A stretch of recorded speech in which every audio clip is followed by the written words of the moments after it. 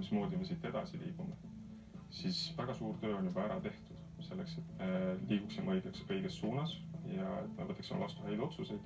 Meil on taasiseseisvumisest alates toimib ajateenistus, mis on valmistunud ette iga aasta suurt hulka läbilõiget meie ühiskonnast.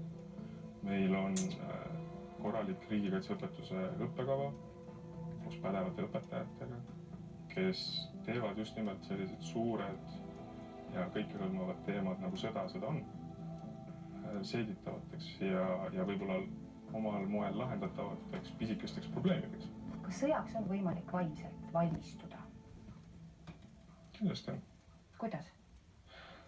Elades oma elu täna nii, nagu sinu võimed lubavad, kuulates seda, mida su hing ja keha sinult ootavad, süübides endasse,